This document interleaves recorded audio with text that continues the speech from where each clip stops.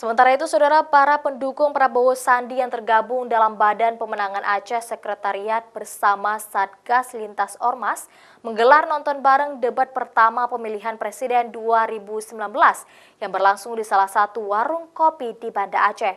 Mereka menyaksikan penyampaian materi debat pasangan Capres dan Cawapres nomor urut 2 Prabowo Sandi.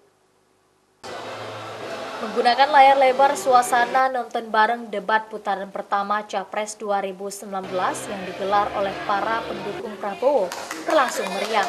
Nonton bareng debat pertama Capres yang dilakukan anggota Sekber Satgas Lintas Ormas merupakan ajang silaturahmi sesama pendukung Prabowo, sekaligus mendengar langsung materi debat yang disampaikan oleh pasangan calon Capres nomor urut 2 Prabowo Sandi.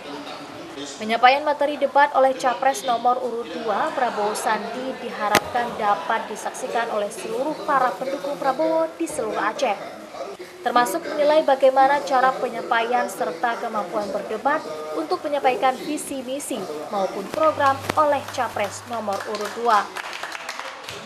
2. Ya, yang pertama sekali memang ini adalah bukan cuma untuk melihat hasilnya, tapi ini adalah ajang silaturahmi kami sesama lembaga pemenangan Prabowo yang tergabung dalam Sekber Satgas.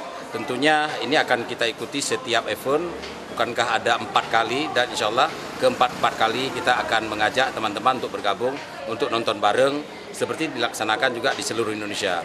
Nonton bareng pendukung Prabowo Sandi tidak hanya digelar di Banda Aceh, namun Prabowo hampir semua tim pendukung dan tim pemenangan Prabowo Sandi di daerah-daerah.